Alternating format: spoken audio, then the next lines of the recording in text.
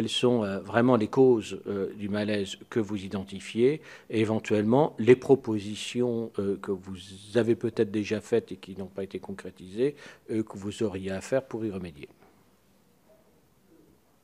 Bien. Monsieur Moisan, donc. Oui. Mesdames, Messieurs, la situation du pays a changé. La menace terroriste est élevée, le flux migratoire important. Dans le même temps, les missions habituelles des policiers perdurent. Ponctuellement, en plus, leur charge de travail est alourdie par de grands événements sportifs, l'Euro de foot, culturel ou politique, la COP21. Et tout ça dure depuis 2 voire 3 ans. Ce qu'on dénonce, c'est une inadéquation entre la charge missionnelle et les effectifs. Cela vaut à peu près pour toutes les missions. En sécurité publique, les collègues, malgré tout ça, malgré le nouvel environnement, continuent à exercer leur mission sur le code de la route, sur la tranquillité publique. Et pour autant, ils ont plus de points de surveillance, ils ont plus de renforcement de la sécurité de leurs propres locaux. S'ajoutent à ça des escortes nombreuses et longues de personnes en situation irrégulière sur le territoire. À la police aux frontières, les filtres frontières Schengen ont alourdi considérablement les missions de nos collègues de PAF. La surcharge des CRA assez récemment est venue aussi impacter les services de PAF et évidemment la sécurité de leurs locaux. En investigation, le travail de nos collègues est impacté par l'empilement des lois qui sont venues alourdir la procédure pénale. S'ajoutent à ça des outils qui sont clairement inopérants, mais qui sont pour le coup là répréhensibles dans le périmètre police nationale. Je veux parler d'un logiciel de rédaction de procédure, je veux parler du logiciel de la PNIJ pour les écoutes téléphoniques. En renseignement, j'en dirai pas trop parce qu'il y a cette confidentialité, mais les objectifs sont bien trop nombreux, nos collègues se dispersent. Et enfin, en ordre public, je céderai tout à l'heure, tout de suite après, la parole à mon collaborateur Greg Joron. Pour Unité SGP, ce qu'on demande, ça n'est pas tant une évolution, c'est clairement un choc. Peu convaincu qu'on puisse s'attaquer aux missions, quoi qu'on entende. Si on s'attaque aux missions et qu'on en baisse le nombre, ce sera de toute manière peu conséquent, en tout cas pas significatif. Ce qu'on attend, c'est une augmentation significative des effectifs. C'est nécessaire parce qu'on fait vraiment face à une crise. On n'en est pas encore tout à fait à une crise de vocation, mais on craint vraiment qu'on entame une situation de démobilisation d'une bonne partie de nos collègues. Donc on attend une augmentation des effectifs pour permettre d'améliorer la conciliation entre la vie personnelle de nos collègues et la vie professionnelle.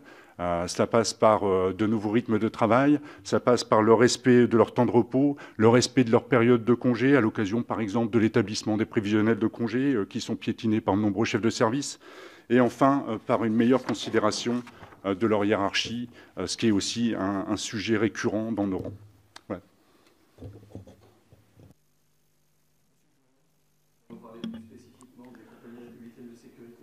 Oui, en propos liminaire, j'aimerais juste simplement développer 2 axes, les effectifs et l'emploi. Il y a eu un effet ciseau depuis ces dernières années entre la charge missionnelle impactée, qui impacte les CRS aujourd'hui. Donc on a passé 2 ans et demi à assurer, entre guillemets, l'état d'urgence, les différents grands événements comme la COP21, l'Euro de football, la crise migratoire et les points chauds que sont Calais et Menton, qui demandaient énormément de force. Et en même temps, avec un seuil d'effectifs qui est de plus en plus bas, puisque la direction centrale des CRS a été celle qui a le plus contribué aux politiques RGPP, etc. Et on a perdu l'équivalent quasiment de 10 unités en volume TPT, ce qui fait qu'aujourd'hui, très clairement... Par rapport à l'ensemble de la police, je n'ai pas les chiffres. Des CRS, on a pourcentage de diminution. Très clairement, on est passé à des unités qui étaient constituées de 145 personnels et c'est, on va dire, le chiffre, il me semble, qui correspond vraiment au système qu'on a aussi, parce que ça va plus loin qu'un simple chiffre. Hein. C'est le système quaternaire qu'on a en termes opérationnels qui garantit aussi la philosophie française du maintien de l'ordre. Et sans ces 4 sections qu'on a dans les unités, on a du mal, du coup, sur le terrain, à mettre en place tous nos schémas tactiques, hein, tout simplement, puisqu'ils reposent sur la constitution de ces 4 sections. Donc aujourd'hui, l'effectif de référence dans une compagnie de maintien de l'ordre, mais bien évidemment, tous les autres services en CRS souffrent d'un manque d'effectifs. Aujourd'hui, une compagnie de maintien de l'ordre, c'est un effectif de référence de 137 hommes et femmes. Et malheureusement, aujourd'hui, ne serait-ce que pour les compagnies de service général, il nous manque pour atteindre ces 137 quasiment 300 personnels sur l'échelle nationale. Vous imaginez qu'on n'est pas encore aux 145 qui permettent, à mon sens, encore une fois, d'avoir et un volet social dans le management et la manière d'appréhender les missions, etc. Donc quand je vous parlais d'effet ciseaux, c'est-à-dire qu'aujourd'hui, ce sont les mêmes collègues qui refont les mêmes missions tout le temps et on n'arrive plus à avoir ce turnover qu'on pouvait avoir fut une époque. Et donc voilà, donc il y a ce problème d'effectifs.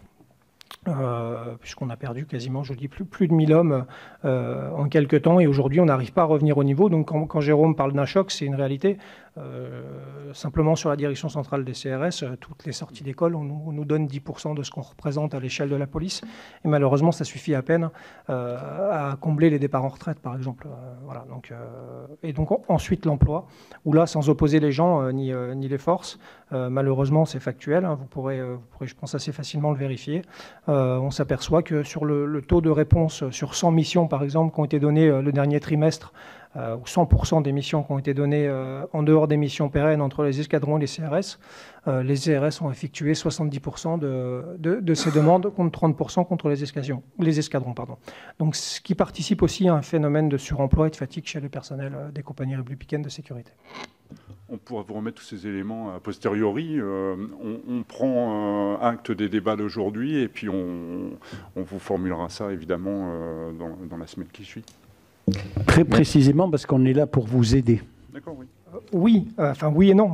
C'est-à-dire que, en effet, il y a des services conventionnés, comme vous le dites, hein, les matchs de foot ou le Tour de France, etc. Je ne suis pas sûr que tous les services le soient.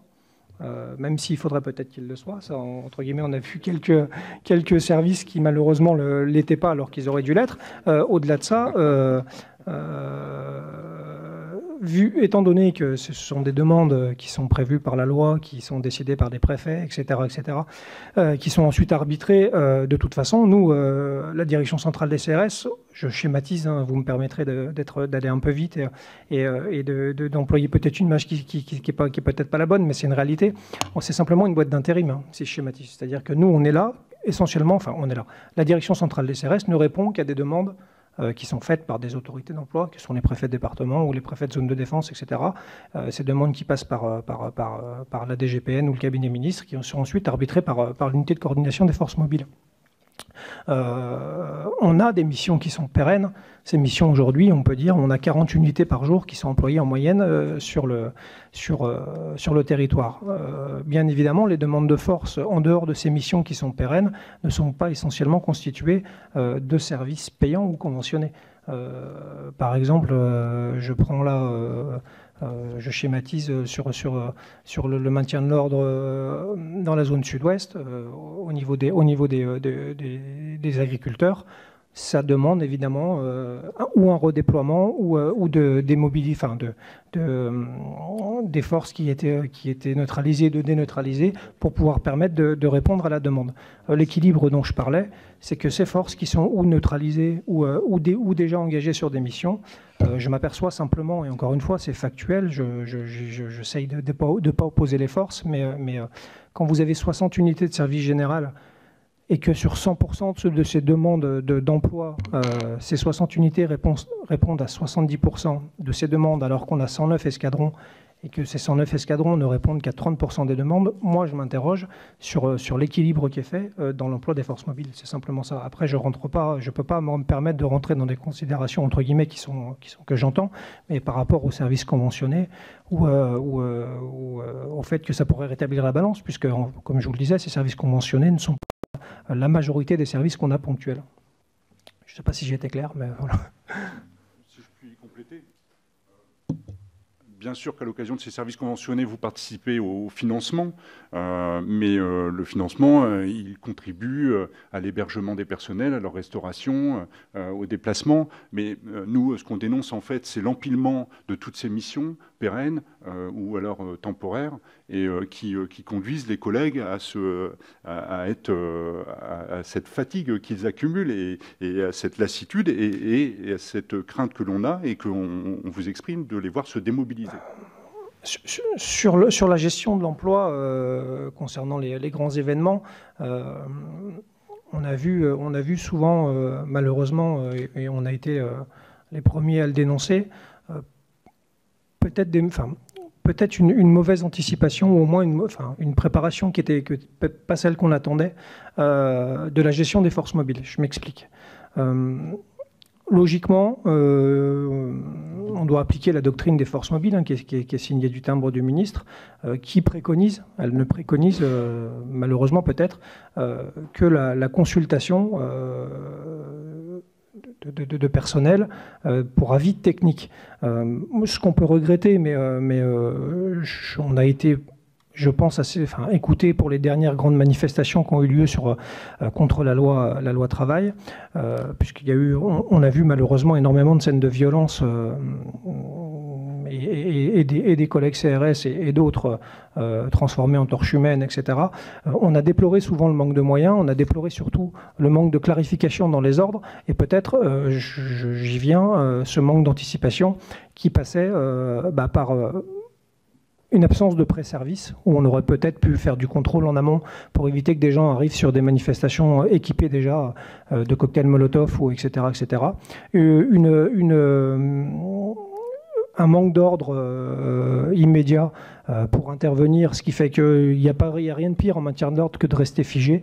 Et malheureusement, à de trop nombreuses occasions, on n'a pas permis à mes collègues de pouvoir appliquer justement ces schémas tactiques et opérationnels qui nous permettent en général de maintenir l'ordre de la meilleure manière possible. Donc aujourd'hui, les dernières manifestations, on a vu qu'il y avait eu un effort de fait par la préfecture de police, puisque des moyens les sections des moyens spécialisés CRS étaient engagées, c'est-à-dire les camions à eau, les barres-ponts, etc. Une prise en compte de la difficulté au travers aussi des cortèges et de leur cheminement, puisqu'on les avait réduits pour nous permettre aussi de pouvoir peut-être mieux les encadrer. Enfin, voilà, tout ça, à mon sens, va plutôt dans le bon sens, en espérant que cela continue, mais surtout, encore une fois, que des avis techniques soient pris et que la préfecture de police ne pense pas pouvoir tout gérer sans avoir un éclairage, justement, je pense, des spécialistes des forces mobiles. Je vais demander la parole il y a un petit moment déjà, et puis ensuite, ce sera notre collègue, Madame Raymond Pavero. Gisèle Jourda, sénateur de l'Aude. Oui, moi, une question qui s'inscrit dans le droit fil, monsieur, de ce que vous venez donc d'exprimer et qui a trait à la formation, justement.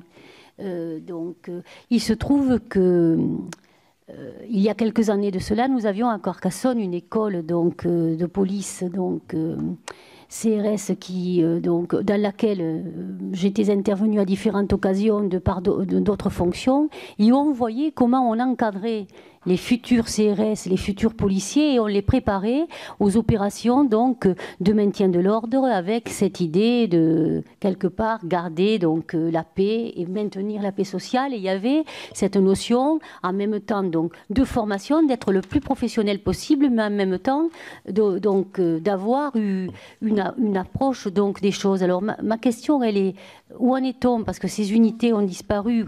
Il y a quelques années, on a remis à plat, on a voulu des zones de gendarmerie, des zones de police, on a attaqué un certain maillage territorial quelque part, mais surtout on a touché au fondement de la formation et de ce qui faisait le cœur de la mission. Je ne veux pas parler de métier, avec une succession de problèmes auxquels nous sommes confrontés aujourd'hui. Donc ma question porte sur la formation et sur la lecture que vous avez des différents dispositifs qui ont modifié l'intervention de nos forces de sécurité auxquelles nous sommes très attachés.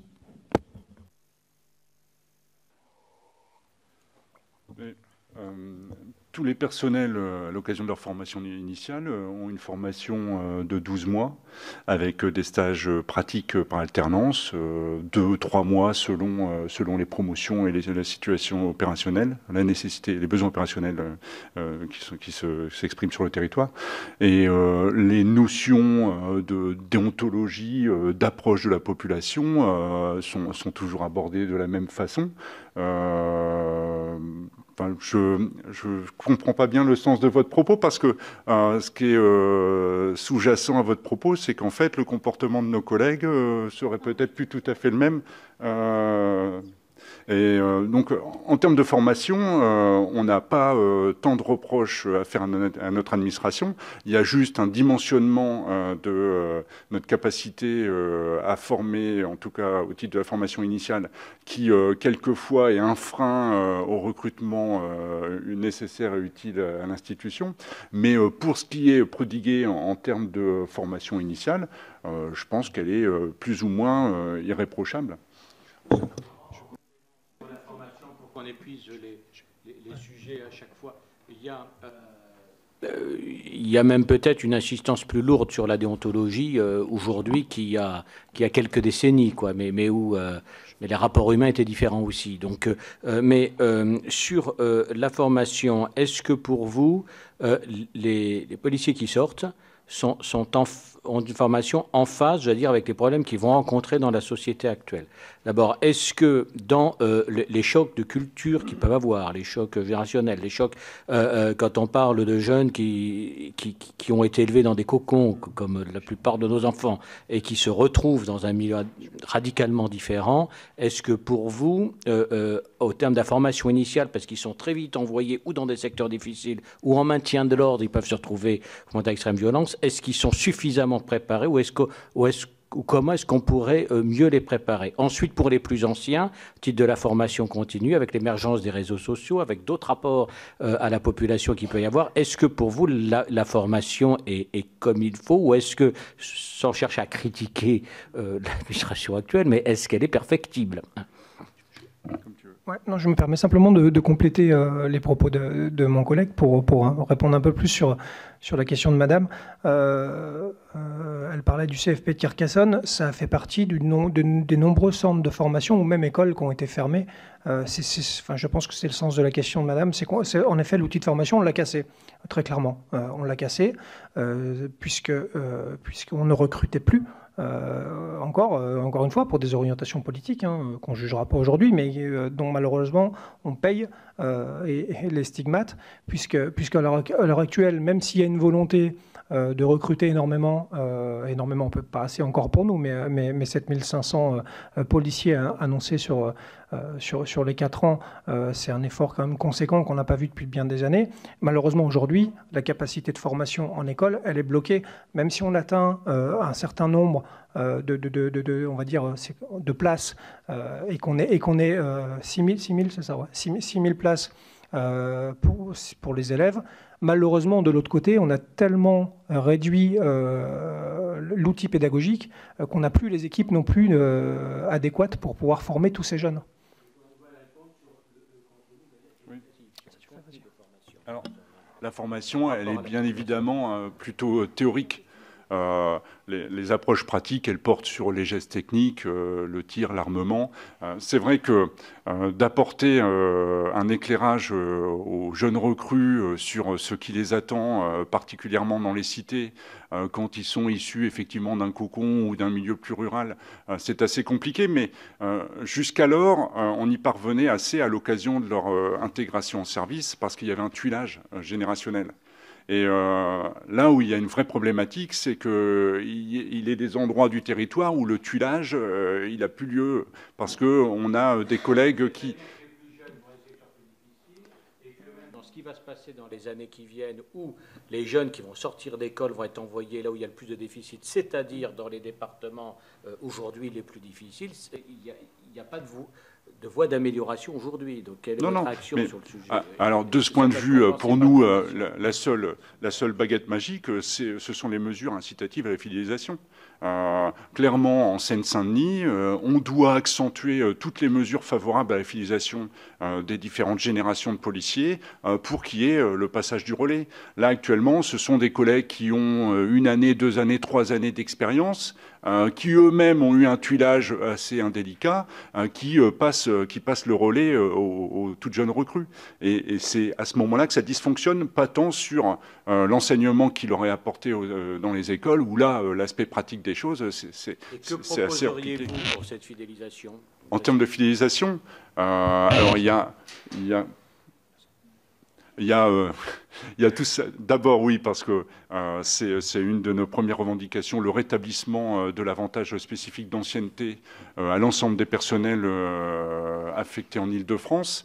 En fait, ce qu'on demande, c'est tout simplement une écriture d'un texte qui permette de déroger aux dispositions fonction publique pour adopter cet avantage, ce dispositif d'avantage spécifique d'ancienneté à la situation des policiers, puisqu'en fait, il n'y a pas de parallélisme des formes avec d'autres institutions de la fonction publique.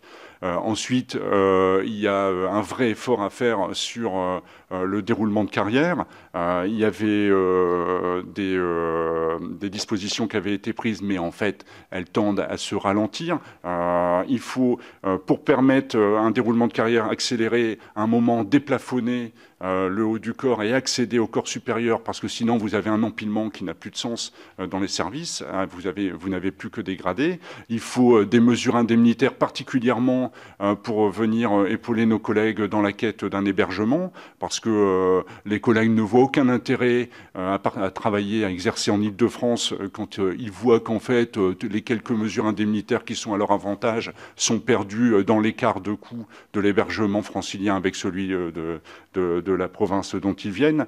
Voilà, je ne serai pas exhaustif, mais clairement, ce qu'il faut, c'est que nos collègues ils soient capables d'appréhender l'avantage qu'ils peuvent tirer de leur présence en Île-de-France, ou de manière plus large dans les secteurs difficiles qui ne sont pas attractifs pour les personnels de police. Deux dispositifs, celui d'avantage spécifique d'ancienneté qui avant était octroyé. La définition de l'arrêté, c'était personnel en exercice sur les SGAP, sur le ressort des SGAP de Versailles et SGAP de Paris, autrement dit de tout l'ensemble de l'Île-de-France. Dorénavant, il y a un certain nombre de circonscriptions qui sont listées. Mais est-ce que le problème, est-ce que le problème est le même à Neuilly et à Clichy Ah oui, je pense qu'à Neuilly, on n'a plus forcément l'avantage spécifique d'ancienneté qu'on l'a toujours à Clichy. Mais le problème... mais je veux dire, parce qu'il y a à la fois les difficultés matérielles et financières pour être en Île-de-France. Il y a aussi le fait d'être travailler à Montfermeil ou à Clichy ou travailler à Neuilly, c'est pas non plus les mêmes, mêmes exercices. Mais... Qu'est-ce qui aujourd'hui, c'est les conditions matérielles et financières ou c'est le climat? Et la violence qui peuvent y régner, ou est-ce qu'il y a les deux? Il y a les deux, évidemment, mais d'abord, il faut fidéliser en Île-de-France. Si déjà l'Île-de-France n'est pas au complet de ses effectifs, forcément le jeu des vases communicants ne va pas se faire en faveur des secteurs les moins attractifs et les moins faciles à vivre pour nos collègues. Donc d'abord, il faut s'assurer que l'Île-de-France dispose des personnels, des plafonds d'emploi auxquels elle peut prétendre. Ensuite, il s'agit de mettre en place des mesures qui permettent de flécher et d'intéresser les collègues à exercer dans les secteurs qui sont forcément les moins attractifs pour eux. Et donc, ce que je disais, c'est que de manière globale à l'Île-de-France, il y avait le dispositif DASA qui a été perdu, qui reste juste à l'avantage de quelques communes et surtout qui a écarté tous les services départementaux. Ce sont souvent des collègues qui sont le plus confrontés aux difficultés du métier. Je veux parler des compagnies d'intervention, des compagnies de sécurisation, des BAC, des brigades anticriminalité, des CRS, de sûreté départementale, de PJ. Voilà, tous ces collègues qui sont au contact de la délinquance, de la criminalité même, sont écartés de ce dispositif. C'est tout simplement pour nous un non-sens et ça doit être très vite réparé. Ensuite, pour cibler plus finement les secteurs qui forcément ne sont pas attractifs pour nos collègues en termes de difficultés, d'hostilité clairement, de risque, eh bien, il y avait le dispositif de SWEP, sauf qu'en fait c'était donc un dispositif de carrière accélérée à condition d'être affecté sur ces services, mais sauf qu'en fait on a dans de bon nombre d'endroits atteint les ratios d'encadrement et que du coup il y a un plafond qui a été établi et le dispositif dans bon nombre d'endroits est devenu inopérant. Après, on peut être novateur sur les dispositifs amenant à fidéliser, mais ce qui est certain, c'est qu'on ne peut pas rester dans cette situation et qu'il faut développer toutes sortes de dispositifs pour fidéliser les personnels. Alors évidemment, des fois, ça peut paraître un peu vulgaire de parler de dispositifs indemnitaires, mais le truc, c'est que ces dispositifs, il faut qu'ils soient compris et appréhensibles des collègues que l'on attend dans ces circonscriptions sensibles. Et le régime indemnitaire, c'est encore ce qui est le plus facile à appréhender pour chacun. Alors, on peut vous répondre sur ce sujet de manière assez aisée, parce que le contingentement de 5 ans, nous y étions défavorables, mais à l'époque, tout simplement, on a fait le choix d'un contingentement, enfin d'une fidélisation statutaire, plutôt qu'une fidélisation indemnitaire. Mais effectivement, il y a maintenant de nombreux secteurs géographiques du territoire qui sont en mal de candidats à la mutation, qui répondent en tout cas au statut. C'est le cas effectivement de Marseille, mais c'est le cas de Lille, c'est le cas du Grand Est, et je ne serai pas exhaustif. Et effectivement, faire sauter ce contingentement de 5 ans, ce n'est pas en tout cas notre organisation qui s'y opposera. Encore une fois, l'idée, c'est que les collègues exercent de bon gré sur ces secteurs sensibles. Après, je ne sais pas si ça répondrait complètement à votre interpellation, parce que de toute manière, il serait assez compliqué de permettre à tous les collègues venus de province d'exercer dans leur province, parce que les candidats au concours ne sont pas en nombre suffisant. C'est encore un concours national et on défend aussi cet aspect des choses. Ne sont pas en nombre suffisant pour satisfaire les besoins de l'Île-de-France. Donc c'est la règle du jeu. Elle est aussi vieille quasiment que la police nationale sous son format actuel. Les collègues débutent en Île-de-France et puis repartent dans leur secteur. Non, mais le mal-être, encore une fois, il faut tout organiser pour que le collègue le vive le mieux possible. Ça veut dire qu'il faut d'abord qu'il soit en mesure de vivre aussi convenablement en Île-de-France qu'il ne vivrait chez lui, en tout cas d'un point de vue matériel. Après, lui donner des moments de respiration pour rejoindre sa famille assez fréquemment.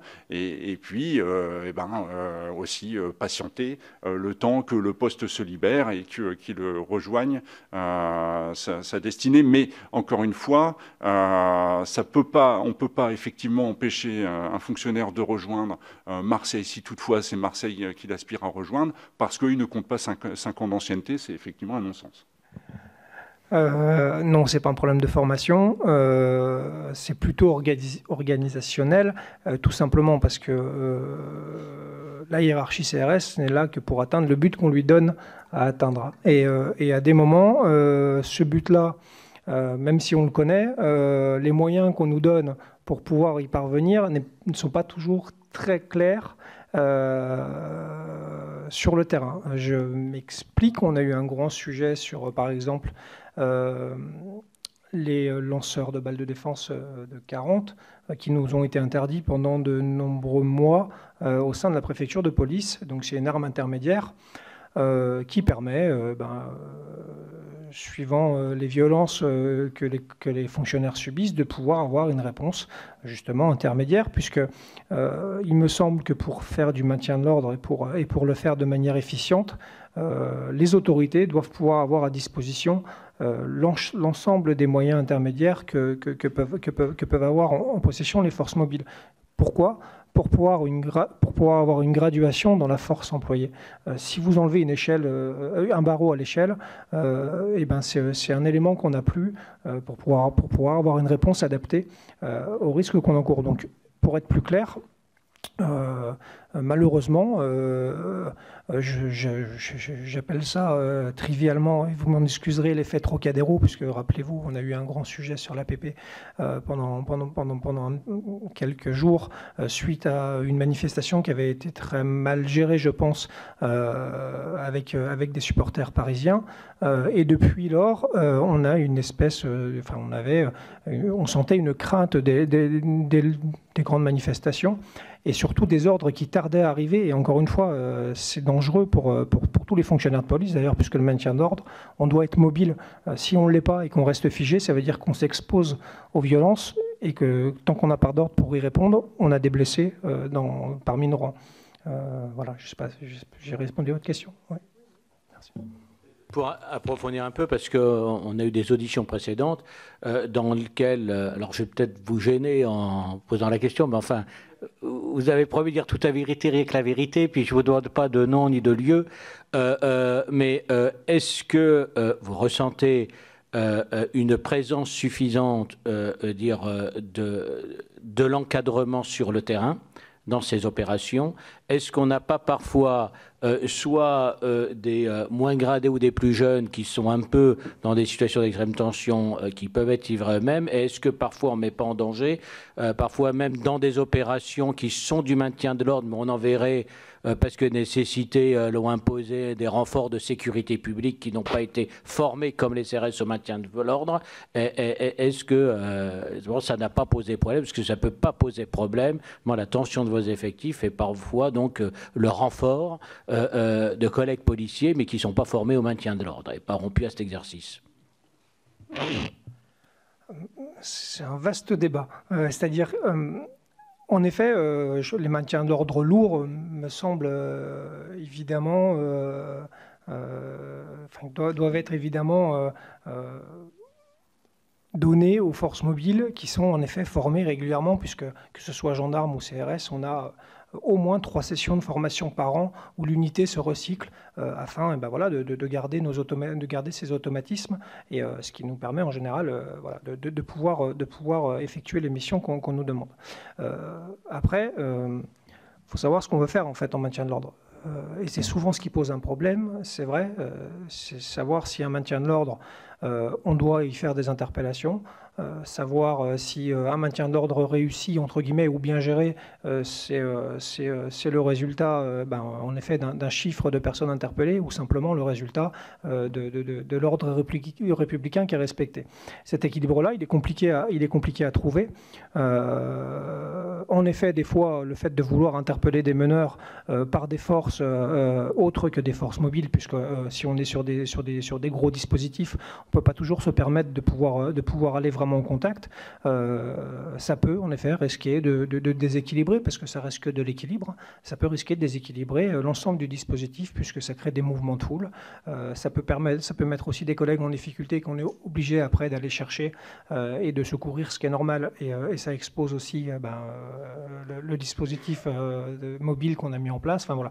Donc, sans cibler de nom ou quoi que ce soit, comme vous le disiez, monsieur, je n'ai pas d'exemple précis, mais c'est vrai que souvent, on peut s'étonner. Ou des gros dispositifs qui, malgré beaucoup de violence, n'engendrent aucune interpellation, comme c'est le cas sur quelques manifestations de loi travail, où on a eu énormément de collègues au tapis et énormément de forces mobiles ou locales engagées sans avoir de résultats en matière d'interpellation, et c'était vraiment très faible. Donc là, je m'en suis étonné à plusieurs reprises, parce que je trouvais ça assez particulier. Ou alors, des dispositifs où on demandait beaucoup aux collègues d'intervenir et beaucoup d'interpeller, avec un maintien de l'ordre qui était plutôt compliqué à gérer, quoi.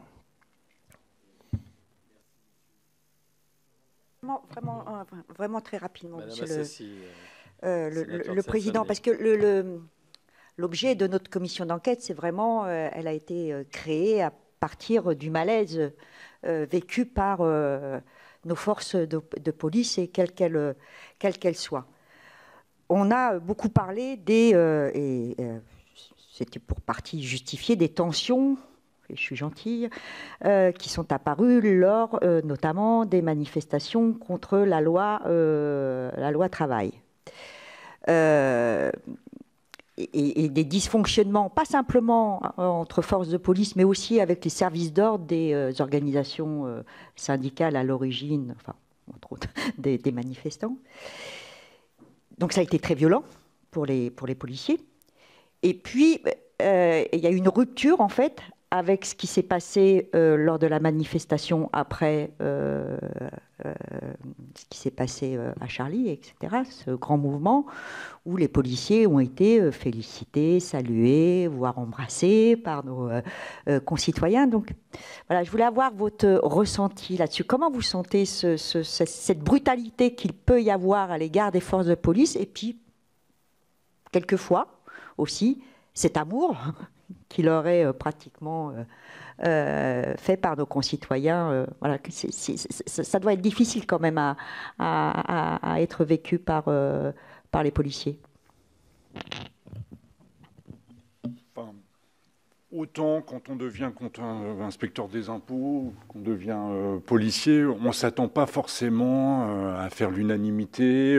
On sait pertinemment qu'à l'occasion de repas avec des convives ou ce genre de choses, on va être le clou du spectacle, particulièrement quand il y en a un qui sera un peu plus aviné que d'autres. Et puis voilà, on le sait ça. Ce qui était plutôt anormal, c'était le comportement de la foule à l'occasion des attentats, mais on était dans un climat, une situation exceptionnelle. L'animosité envers la police, je ne dis pas qu'elle est que ça vaut pour chacun de nos concitoyens, mais ça existe. Je ne veux pas vous chanter du Brassens, mais c'est quasiment vieux comme le monde. Donc, quelque part, les collègues y sont préparés. Ce qui est plus compliqué, c'est quand cette hostilité les poursuit jusque dans leur foyer, dans le cocon. Il y a eu les événements dramatiques de Magnanville. Là, il y a quelque chose qui s'est cassé. Là, il y a quelque chose qui a changé dans l'esprit des collègues. Les collègues, c'est pas dramatique que de l'avouer. Il leur arrive d'avoir peur, mais c'était toujours à l'occasion de l'exercice de leur profession. Maintenant, il y a nos collègues qui ont peur en dehors de ça, en dehors de ce temps-là. Et ça, c'est dramatique. Et ça, il faut réussir de toutes les manières à le corriger. Et il faut absolument qu'on trouve les moyens d'en prémunir l'institution. Je peux me permettre de rajouter quelque chose là-dessus. Rapidement, s'il vous plaît. Ouais, parce que c'est, à mon sens, très parlant et ça définit exactement ce que vivent nos collègues aujourd'hui. Je pense qu'il y a 20 ans ou 25 ans, quand on était policier, je pense que nos enfants... un père de famille était content peut-être que son fils le dise à l'école. Aujourd'hui, nos collègues, ils demandent à leurs enfants de ne pas dire que papa ou maman est policier. Je pense que c'est ça qui est important à retenir. Et à partir de là, si on arrive à faire en sorte que nos collègues n'aient plus à vivre anonymement et à cacher leur profession, on aura déjà fait un grand pas. Mais voilà. Je voudrais que vous m'accordiez juste 2 minutes. Parce qu'on devait effectivement parler du malaise des policiers et notre organisation, il y a un sujet qu'elle porte depuis maintenant 2 ans, c'est la réforme des cycles horaires et particulièrement l'adoption du cycle à vacation forte. Je tenais vraiment à prendre la parole parce qu'à l'occasion du rapport sur la LFI, un de vos confrères a dit que la mise en place de ce cycle coûtait 33% de personnel supplémentaire. Or, il n'en est rien. Arithmétiquement, c'est 12,5% le coût de la mise en place de la vacation forte dans les unités. Vous pourrez le vérifier si vous avez l'occasion d'entendre le directeur central de la sécurité publique, puisqu'en son sein, 145 unités ont été mises en place et que ça a eu un coût précisément avec les marges dues à la règle des arrondis de 12,6% des personnels. Je souhaitais juste amener cette correction. Merci beaucoup.